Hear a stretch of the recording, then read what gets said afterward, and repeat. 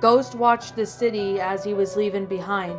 Terra was huge, a beautiful city, but one he could not and probably never will enjoy. The people seemed somewhat cheerful, animated. The beaches were crowded with many boats, speedboats and jet skis on the water. Great, he would just have to take that flight out of the city. Turning around, he observes the man who was driving the boat. One of the workers, one of the hired mercenaries, after he saw Ghost kill those men, like it was nothing, an agility precision he had never seen before. And he didn't have much of a choice when the agent told him to drive the boat to the coordinates. He would just take the boat and go out to a place alone. Yes, he would, but certainly be men checking inside the boat, and he couldn't get into a fight right away. The mercenaries, it mattered a little. If it didn't kill him, Vetro would certainly know too much. But not Dominic. He had to die, no matter what means were used. He remained motionless for some time, sitting with his back propped up into a large strap box and a gun pointed at the man's back, making sure he was doing the right direction. After a while in the distance, he could see a spot, which they were approaching. The bus route to Tiragacha was visible, and was next to a bus boarding point at the same warehouse with that symbol he had found familiar. Now it made sense. That was the place. His instincts were never wrong, and so it seems. Repeat, he says to the man, who just turned his head to the side, indicating that he heard him. The man said, clearly intimidated, but trying to keep himself under control. Don't stutter so much, Ghost said, walking towards the center of the boat, stopping just before the ladder, leading to the lower part of the boat. You know what will happen if I see you again, don't you? The ancient asked, threateningly, noticing the tremor the man had on upon hearing his voice. Hearing those words with a clear tone of threat. The body didn't lie. The brain might think it could handle it, but the body knew that this man didn't stand a chance. The kind of pressure of intimidation was a great majority could not, and never will, without breaking some rules, without being taken to the extreme of purest human violation, both physically and psychologically.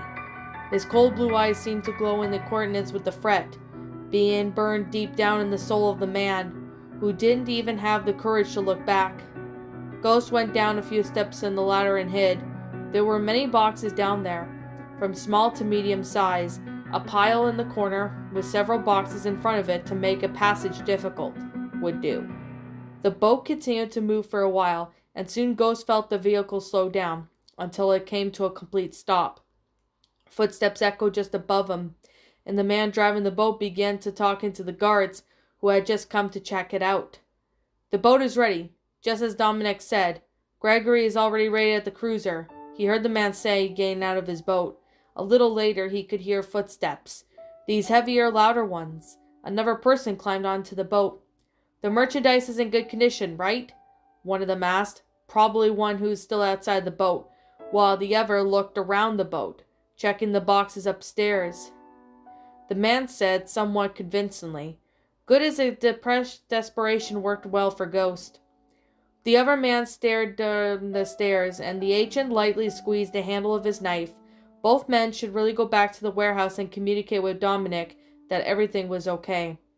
He couldn't kill either of them, but he was somehow found. He would have no other choice. The man's footsteps evident that he was checking out the place. Long, heavy steps, probably trying to balance himself so many boxes. Some boxes were even moved around. His steps became closer, but at a certain point he stopped. Ghost remained calm. There was no way he could have been spotted. Everything is good, we can go, he shouted suddenly, and soon his footsteps up the stairs echoed throughout the place. Let's go get them then. Dominic is inside. He probably has some work for you, the man said shortly after. Ghost could hear the footsteps moving away.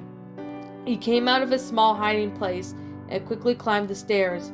As he climbed up, he saw the three men enter the warehouse and through inside the door, and what appeared to be halfway came visible before they closed the door again. He quickly got off the boat and ran across the pier to the warehouse. There was no one in front, and security cameras were not pointed at him. Those were either he was able to deftly avoid them, When he reached the inside of the warehouse, he ran his eyes through around until he heard many voices near the door. His eyes focused on a nearby lamppost. He ran to the lamppost, jumped up, and grabbed onto it. Taking momentum, he jumped again, and turning his body in the air, he grabbed onto the metal roof and pulled his body up, disappearing from sight until the same moment as the three men came out of the warehouse and started walking towards the boat. He quickly walked across the roof forward to the nearest skylight. The only open skylight led to a very small office, an office that seemed to no longer serve as an office. There were a few items down there like microscopes, operating tables, open boxes with metal objects on display, etc. Certainly different from the other warehouse. He cautiously went down the other room after seeing that there was no camera there. There was no one there either. With the silent footsteps as he entered the window, Dominic was in the middle of the warehouse. There were no shelves or racks around. Several boxes were scattered around the corners of the place.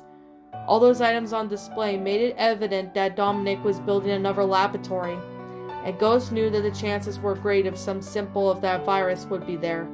Dominic was saying something in a small group of men, while at least 10 other men were arguing about the boxes in a certain place.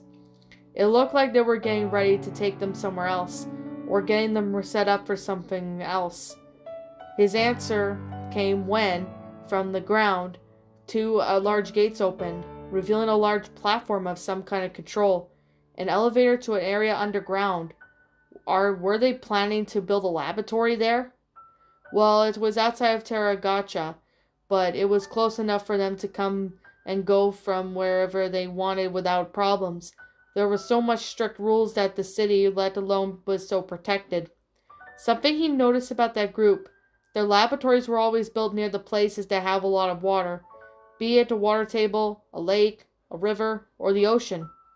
It was already known to him that the virus had a lot to do with water. It was nothing confirmed, but what he would say to the group planned to spread the virus throughout the entire oceans. Everything so far they had found about Veltro indicated that indeed was just the plan. He just had to confirm it and send it wherever he found the BSAA. William might not trust them, but he knew that he would take care of the rest.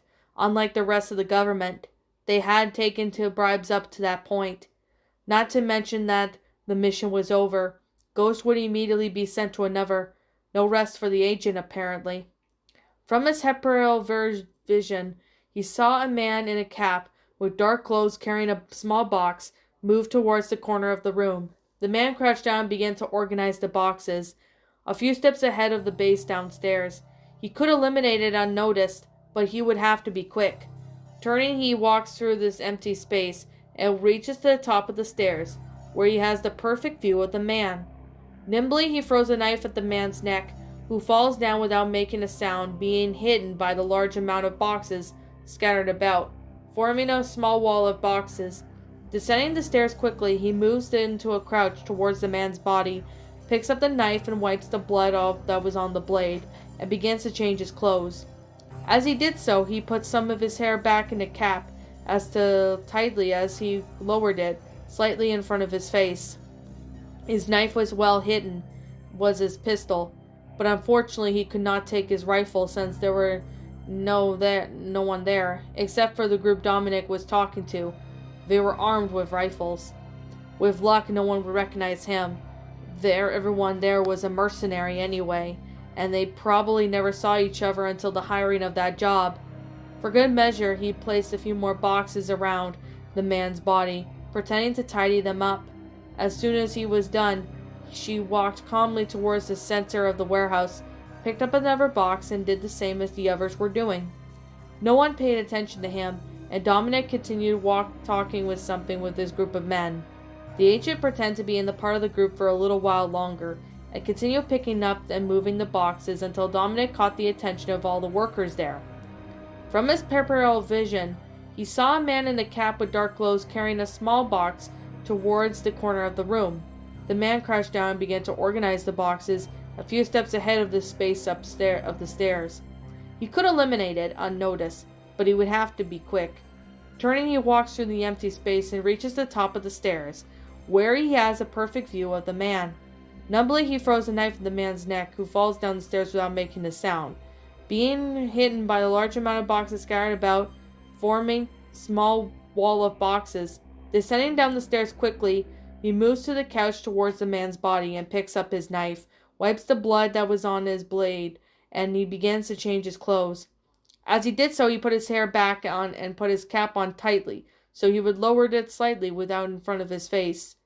His knife was well hidden as well as his pistol, but unfortunately he could not take his rifle, since that was the group Dominic was talking to. They were really armed with rifles. With luck, no one would recognize them. Everyone was a mercenary anyway, and probably never saw each other until the hiring of that job. For good measure, he placed a few more boxes around the man's body, pretending to tidy them up.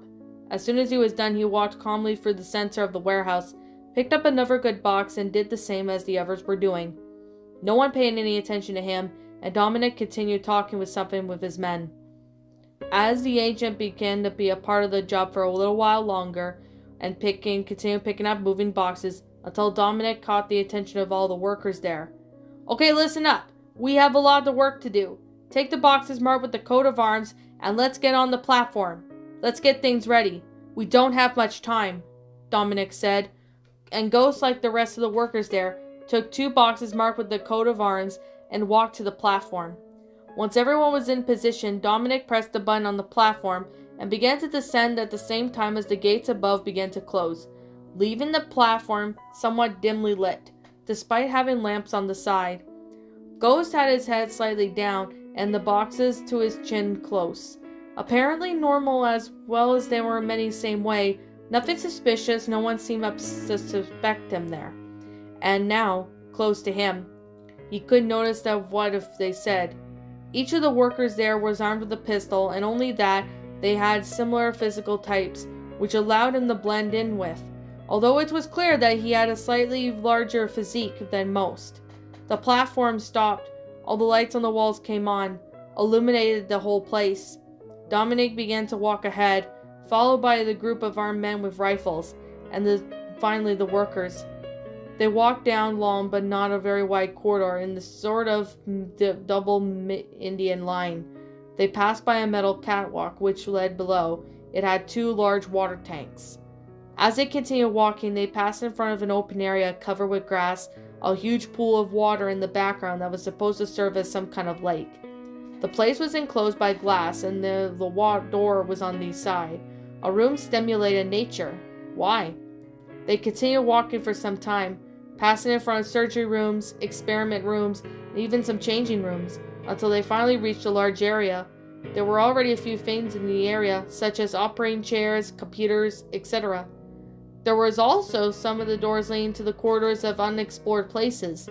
But as far as the base goes, the laboratory was already completely built. The only items needed to be installed were missing. Let's get this place fixed up. I want it ready within 3 hours. Get moving, Dominic said, before waving to the group that followed him, and he walked towards the door at the end of the side. At the moment later, the doors closed, and their footsteps walking away were the only things to be heard. Ghost placed his boxes on the floor and opened them. Electronic components, some disassembled, others that needed installing places that he didn't already see. Shaking his head slightly, he pushed some boxes aside and picked up the double legs. The 2 stood up and turned to the workers. One of you, take these boxes and help me get this set up in the other room, he said, receiving a quick neutral stares, and many did not take notice of them. Great, no one seemed to notice this identity. Can't you do this yourself? One of them asked, 9 steps to his right, kneeling in front of the box with a monitor. You heard the boss, we have to be quick. 3 hours if we hurry, we'll come back and finish up here. Or would you rather take the risk of being late? The agent retorted, and the man, after a tired sigh, perhaps he was irritated by the agent with this concern, he stood up and walked towards them.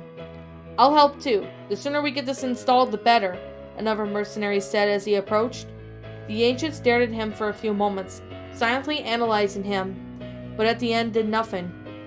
The agent, after picking up another box, turned and walked down the corridor they had arrived there. After a few steps, he turned and right and entered the random room waiting for the men who were walking a few steps from behind them. As soon as they reached the room, the worker placed the box on the floor and arched a right eyebrow, slightly confused. "That's the staff changing room," the man briefly finished his sentence, and his voice was choked with his own blood as the agent stabbed him in the throat.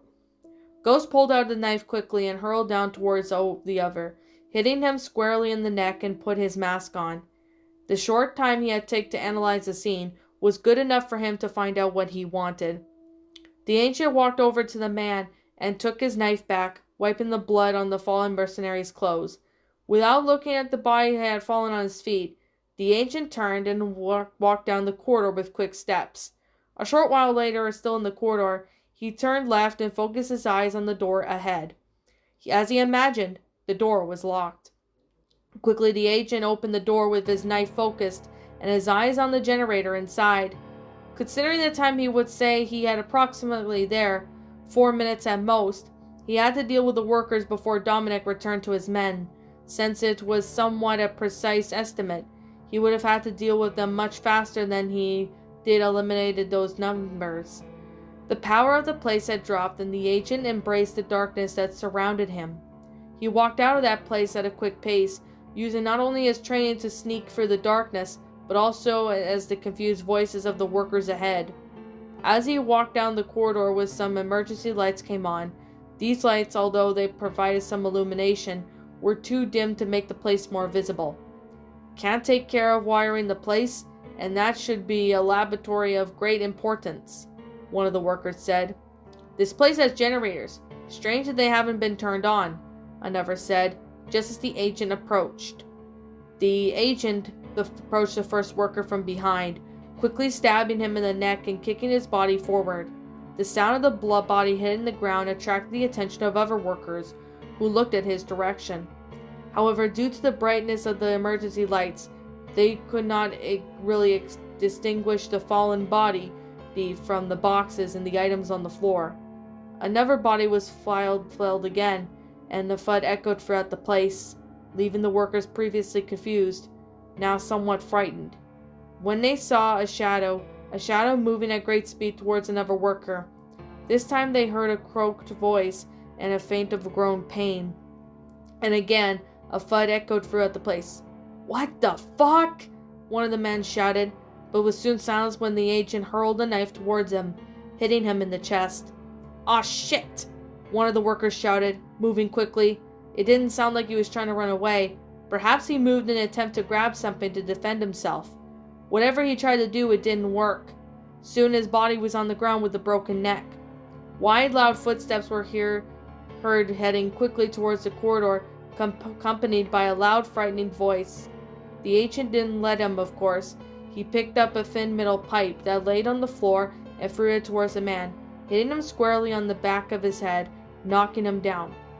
The agent, right before he could do anything else, looked to his side after hearing footsteps approach quickly. As he turned around, he slightly widened his eyes, and he saw that one of the workers was approaching with a sledgehammer in hand. The man attacked him, but the agent dodged, throwing his torso to the side. Then he encountered a punch to the face, followed by a loud kick on the side of the knee, causing the man to kneel on the struck leg.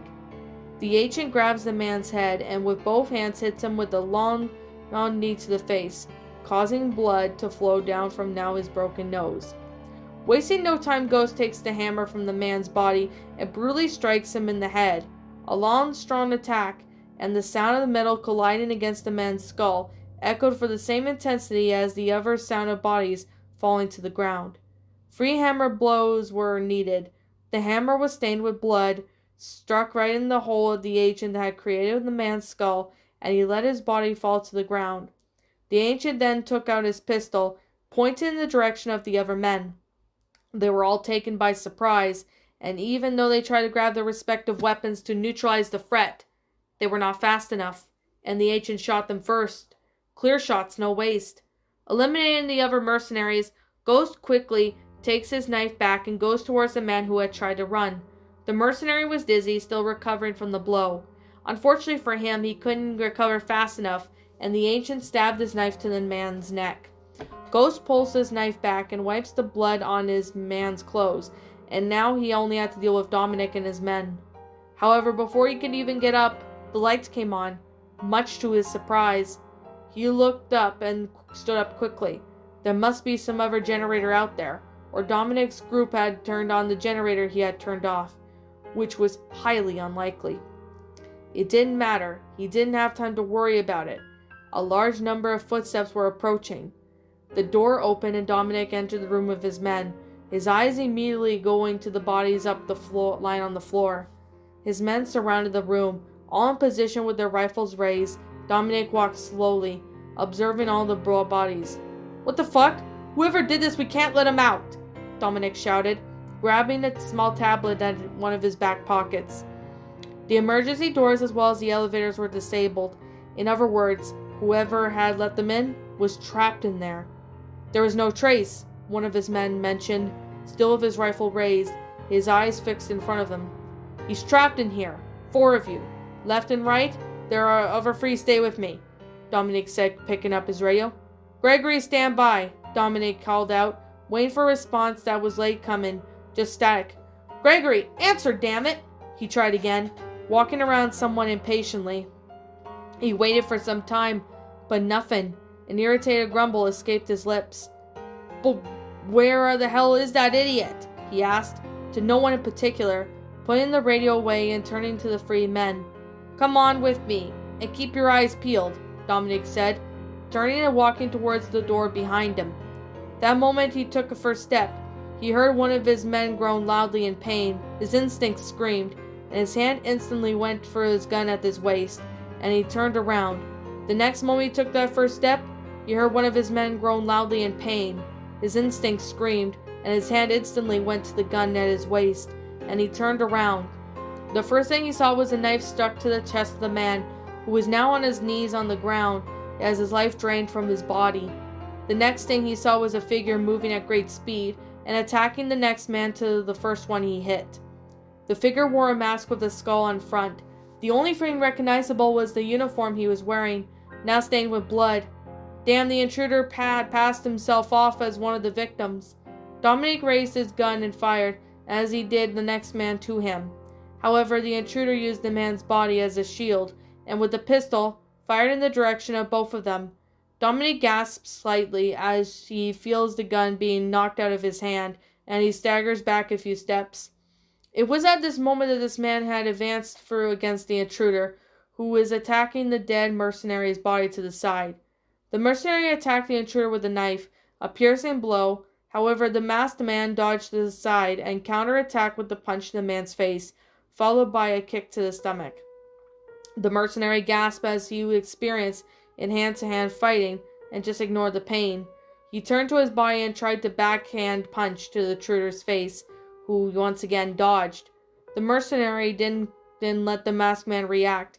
He had attacked him to a kick to the stomach, while the man reacts, defending the kick with his arms. But before he could do anything, the mercenary spun his body around and attempted a spinning kick to the man, who dodges it by ducking. The intruder then counterattacks with a hook to the man's chin, followed by a kick to the chest that caused him to step back. With the distance created, the intruder then rolls off the ground, grabs a knife that was struck in the head to the mercenary's chest. Dominic saw that fight in front of him. His man would keep him busy, but in the meantime he should go after the other 2 who had sent to search the place. The ancient then once again noticed his absence of his target. He just needed to get things over with.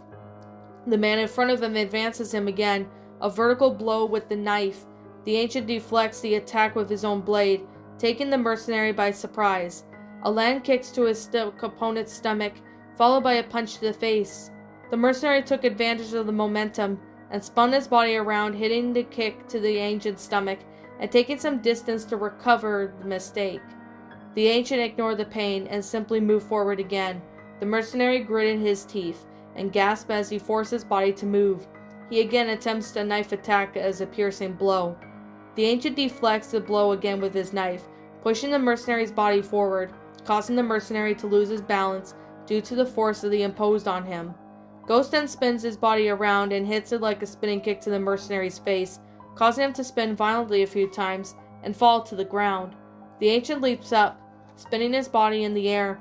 lands on top of the mercenary's body. His knife struck his chest. A quick, lethal stab right through the heart.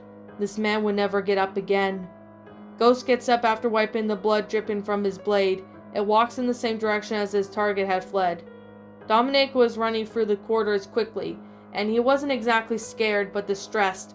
Whoever this guy was, he was skilled, and his mind had begun to wonder who had sent him.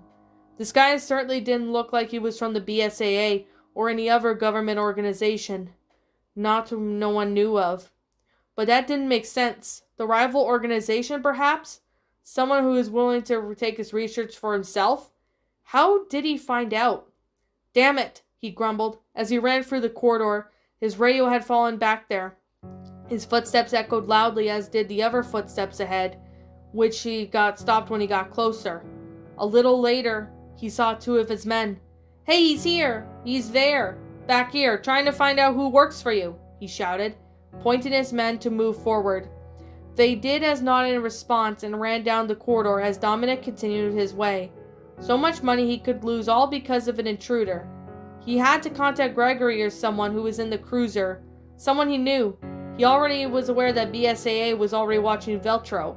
Yes, but they had already left that level of information. In the distance, he could hear gunshots. Lots of gunshots. His man met up with the intruder. Fortunately, they must have dealt with everything. As luck would have it, the other two he had sent to the research laboratory were attracted by the shots and joined with the others, greatly diminishing the man's chances. A double door opened in front of him.